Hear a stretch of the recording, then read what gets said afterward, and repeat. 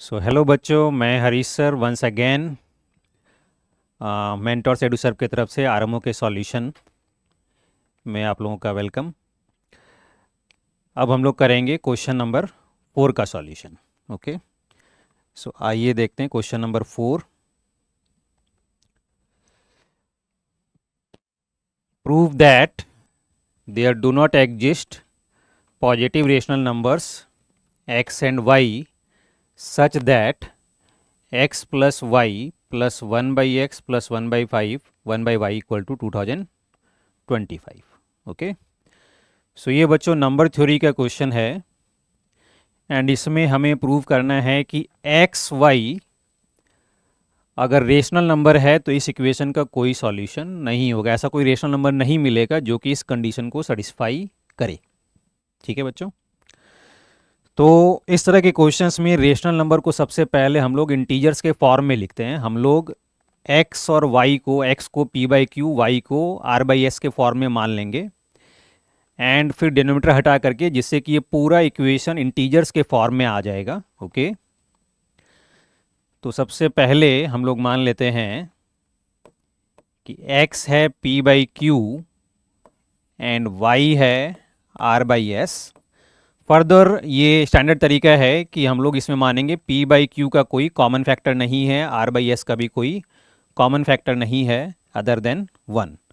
तो p Q R S यहाँ पर पॉजिटिव इंटीजर्स है एंड पी क्यू का जीसीडी हम लोग 1 मान लेते हैं एंड आर एस का जीसीडी भी हम लोग 1 मान लेते हैं। ठीक है, सो कॉमन स्ट्रेटजी एक यही होता है कि हमने माना है कि ये कोप्राइम है, देन किसी तरह से अगर हम लोग एक इसका कॉमन फैक्टर दिखा दें तो कॉन्ट्राडिक्शन आ जाएगा। That will be the proof, that will be the basis of our proof. Okay, so अगर हम लोग ये वैल्यूज़ यहाँ सब्सटीट्यूट करें तो हमें मिल जा रहा है p by Q plus wise r by S plus 1 by X each Q by p plus 1 by Y each s by R equal to 2025। Okay, तो अब अगर इस दोनों को ऐड कर दें तो हमें मिल जाएगा p square plus Q square by P Q and इस दोनों को ऐड कर दें तो R square plus S square by R S equal to 2025। Okay, now LCM ले लिया जाए तो यहाँ हमें मिल जाएगा R S into P square plus Q square plus P Q into R square plus S square equal to 2025 P Q R S. Okay, अब क्योंकि कुछ कॉमन टर्म्स दिख रहे हैं, है ना, तो यहाँ पर हम लोग कुछ कॉमन फैक्टर्स निकालने की कोशिश करेंगे। तो जैसे कि हम लोग देख सकते हैं कि पी क्यू इस दोनों से कॉमन आ जाएगा। So R S into P square plus Q square equal to, यहाँ पी क्यू अगर हम लोग कॉमन ले लें तो बचेगा 2025 आर एस, इसको राइट साइड ले गए ये। ओके, दैट मीन्स कि पी क्यू इस पूरे का एक फैक्टर है। ओके ना, राइट साइड का फैक्टर है, मतलब P Q will divide the left side. अब ध्यान दो कि पी क्यू हमने कोप्राइम माना था, तो P square plus Q square. Okay, तो P Q P square plus Q square में डिवाइड नहीं लगा सकता है। क्यों नहीं लगा सकता है? क्योंकि p ऑलरेडी पी स्क्वायर में डिवाइड लगा रहा है, ठीक है, एंड क्यू स्क्वायर में डिवाइड नहीं लगा रहा है ना। पी क्यू में कोई कॉमन फैक्टर नहीं है, तो p ऑलरेडी पी स्क्वायर में डिवाइड लगा रहा है, ठीक है, एंड क्यू स्क्वायर में नहीं लगा रहा है। दैट मीन्स दोनों के सम में भी क्या होगा, p दोनों के सम में डिवाइड नहीं लगाएगा। इनफैक्ट दोनों में कोई कॉमन फैक्टर भी नहीं आ सकता है। So P Q is coprime with P square plus Q square. Okay, ठीक है ना, जैसे p अगर डिवाइड नहीं लगा रहा है उसी तरह से q भी डिवाइड नहीं लगाएगा। सो p और p square plus Q square में कोई कॉमन फैक्टर नहीं हो सकता है, and q and p square plus Q square में भी कोई कॉमन फैक्टर नहीं हो सकता है। Okay, so P Q and P square plus Q square are coprime. तो इस दोनों में अगर कोई कॉमन फैक्टर नहीं है, इसका मतलब बच्चों हम लोग ये बोल सकते हैं कि पी क्यू डिवाइड लगाएगा आर एस में। ठीक है, तो यहाँ पर पी क्यू आर एस में डिवाइड लगा रहा है। अब इसी तरह से हम लोग इसको अगर पलट दें तो क्या बोल सकते हैं, तो जैसे पी क्यू आर एस में डिवाइड लगा रहा है, वैसे अगर हम लोग आर एस कॉमन ले लें, ओके, तो हम लोग बोल सकते हैं कि आर एस भी डिवाइड लगाएगा पी क्यू में। ठीक है, अब पी क्यू डिवाइड लगा रहा है आर एस में and R S also divide लगा रहा है पी क्यू में। ऐसा कब पॉसिबल है? ऐसा तभी पॉसिबल होगा जबकि पी क्यू और आर एस क्या हो जाए बच्चों, बराबर हो जाए। ठीक है, तो यहां हमने प्रूव कर दिया कि पी क्यू और आर एस क्या है, इक्वल है। ठीक है,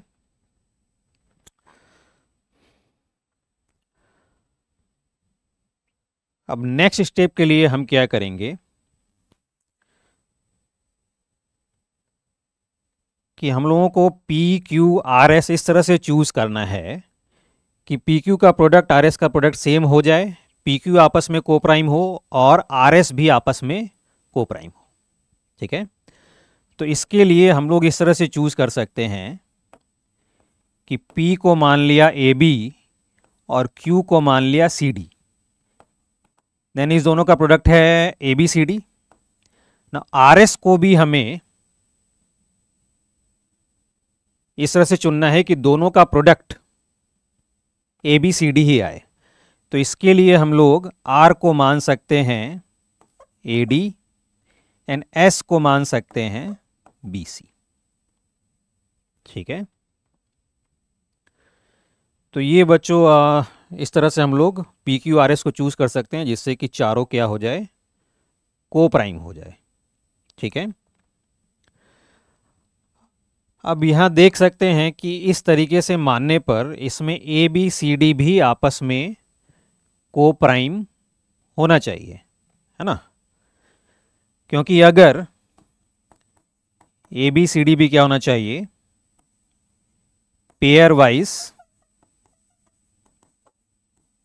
को प्राइम। ओके, क्योंकि जैसे मान लो अगर ए और बी का कोई कॉमन फैक्टर है तो वो आर और एस का भी कोई कॉमन फैक्टर हो जाएगा। ठीक है, लेकिन आर एस तो को प्राइम है, तो इसका मतलब ए बी में कोई कॉमन फैक्टर नहीं हो सकता है। इसी तरह से ए सी में कोई कॉमन फैक्टर होगा तो वो भी आर एस का कॉमन फैक्टर हो जाएगा। ए डी में अगर कोई कॉमन फैक्टर होगा तो वो पी क्यू का कॉमन फैक्टर हो जाएगा, है ना। तो इस तरह से ए बी सी डी में कुछ भी कॉमन फैक्टर नहीं हो सकता है, चारों पेयर वाइज को प्राइम है। ए बी में भी कुछ भी कॉमन नहीं आएगा, ए सी में भी नहीं, बी सी में भी नहीं, ए डी में भी नहीं, किसी भी पेयर में वन के अलावा कोई कॉमन फैक्टर नहीं आएगा। ठीक है, तो ये वैल्यूज हम लोग अब इस रिलेशन में सब्स्टिट्यूट कर देंगे, इसको 1 मान लेते हैं। तो यहाँ पे आर एस पी क्यू चारों की वैल्यू हम लोग सब्स्टिट्यूट कर दें तो हमें क्या रिजल्ट मिलेगा, तो आर हमने माना है ए डी, तो A D into B C into P square plus Q square, that is A square B square plus C square D square. Now P Q, P is A B, Q is C D into R square plus S square, R is A D, S is B C. Okay, equal to 2025 PQRS, that will be AB, CD, AD, BC। Now बच्चों ABCD common आके cancel हो जा रहा है, so बच गया A square B square plus C square D square plus A square D square plus B square C square equal to 2025 ABCD। ठीक है, नाउ देखो बच्चों, इसको हम लोग फैक्टराइज कर सकते हैं।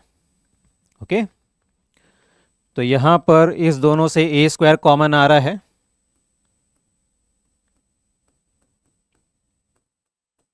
एंड इस दोनों से सी स्क्वायर कॉमन आ रहा है, बच गया B square plus D square. Okay, ना again B square plus D square common, so ये आ गया A square plus C square into B square plus D square equal to 2025 A B C D. Okay, तो ये as sum of squares के form में हमें ये मिल गया। ओके, तो अब यहां से बच्चों हमारा स्ट्रैटेजी क्या होगा कि ऐसा कोई हम लोग फैक्टर देखें जो कि पॉसिबल ना हो as a sum of squares. Okay, तो जैसे अगर हम लोग 2025 को फैक्टराइज करें तो ये 45 का स्क्वायर है, दैट मीन्स कि इसको हम लोग लिख सकते हैं 3 to the power 4 into 5 square. Okay, तो इसका मतलब 3 to the power 4 जो है वो इस पूरे का फैक्टर होगा एंड 5 स्क्वायर भी जो है वो दोनों का फैक्टर होगा। ठीक है, अब देखो 2 स्क्वायर का सम 5 स्क्वायर तो हम लोग इजीली पुरा सकते हैं, पाइथागोरस ट्राइड। हम लोग 3 स्क्वायर प्लस 4 स्क्वायर लेंगे तो 5 स्क्वायर हो जाएगा, है ना। तो 5 स्क्वायर से तो कॉन्ट्राडिक्शन नहीं मिलेगा, तो हम लोग 3 to the power 4 लेके देखते हैं। ठीक है, तो इस दोनों के प्रोडक्ट में 3 to the power 4 से डिवाइड लगना चाहिए। तो क्या क्या पॉसिबिलिटी होगा बच्चों, या तो इसमें 1 से लग जाए, इसमें 3 to the power 4 से, या इसमें 3 से, इसमें 3 क्यूब से, या इसमें 3 स्क्वायर, इसमें 3 स्क्वायर, या इसमें 3 क्यूब, इसमें 3, या इसमें 3 to the power 4, इसमें 1। ठीक है, इतना ही पॉसिबिलिटी हो सकता है ना। तो अब ध्यान दो, हम लोग कोई भी पॉसिबिलिटी लेके चलें, दोनों में से किसी ना किसी में 9 से तो जरूर डिवाइड लगना है। जैसे यहाँ इसमें 81 से लग गया, मीन्स 9 से भी डिवाइड लग गया। यहाँ पर भी इसमें 9 से डिवाइड लग रहा है, यहाँ पर दोनों में 9 से डिवाइड लग रहा है, यहाँ पर इस वाले में 9 से डिवाइड लग रहा है ना, और इसमें भी फर्स्ट वाले में 9 से डिवाइड लग जा रहा है। Okay, so in any situation दोनों में से किसी ना किसी में 9 से जरूर डिवाइड लग रहा है। तो हम लोग मान लेते हैं कि 9 डिवाइड्स ए स्क्वायर प्लस सी स्क्वायर। ठीक है, तो अब हम लोग देखेंगे कि परफेक्ट स्क्वायर में 9 से क्या क्या रिमाइंडर आ सकता है। ठीक है, तो इसके लिए हम लोग simply 0 plus minus 1 plus minus 2 plus minus 3 plus minus 4 ये सारे के स्क्वायर्स करके देखेंगे। तो इसका मतलब A square is congruent to 0 plus minus 1 का स्क्वायर 1 प्लस माइनस 2 का स्क्वायर 4 प्लस माइनस 3 का स्क्वायर 9। 9 का मतलब 9 से रिमाइंडर क्या हो गया 0, जो कि हमने काउंट कर लिया है, प्लस माइनस 4 का स्क्वायर फिर क्या आ जाएगा 16। 16 का मतलब 9 से रिमाइंडर क्या हो गया 7।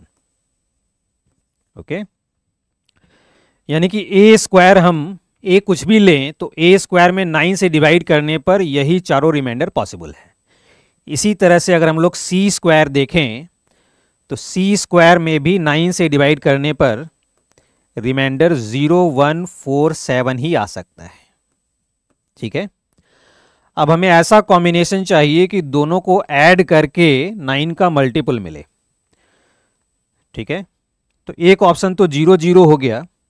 अब 0 के अलावा कुछ भी पेयर बनाएंगे, 0 प्लस 1 0 प्लस 4, या 1 plus 1 4 plus 4 7 plus 7 4 plus 7, okay 1 plus 7। तो हम लोग देख सकते हैं कि 0 के अलावा कोई भी अगर पेयर बना रहे हैं तो वो 9 का मल्टीपल नहीं बन रहा है। ओके, तो इसका मतलब A square plus C square will be 0 mod 9 if A square is 0 mod 9 and C square is 0 mod 9। ठीक है, 0 mod 9 का मतलब क्या हुआ, 0 mod 9 का सिंपली मतलब ये हुआ कि ए स्क्वायर में 9 से डिवाइड लग रहा है और सी स्क्वायर में भी 9 से डिवाइड लग रहा है, और इसका मतलब हो गया कि 3 डिवाइड लगा रहा है ए में एंड 3 डिवाइड लगा रहा है सी में, which means 3 is common factor of A and C, जो कि हमें कॉन्ट्राडिक्शन मिल गया। ओके, हमने माना था कि ए बी सी डी क्या है, यहाँ पर पेयर वाइज को प्राइम है। किसी भी पेयर में कोई भी कॉमन फैक्टर नहीं होना चाहिए 1 के अलावा। ओके, सो यहां पर हमें 3 कॉमन फैक्टर मिल गया, which is contradiction, which is a contradiction. ठीक है, तो ये कॉन्ट्राडिक्शन आने का मतलब हुआ कि ये जो इक्वेशन है ये पॉसिबल नहीं है। दैट मीन्स कि ऐसा रेशनल नंबर एक्स वाई नहीं मिलेगा जो कि इस इक्वेशन को सेटिस्फाई करे। ओके, तो हो बच्चों, ये क्वेश्चन का सॉल्यूशन आप सभी को अच्छे से समझ में आ गया होगा। Okay, so thank you all.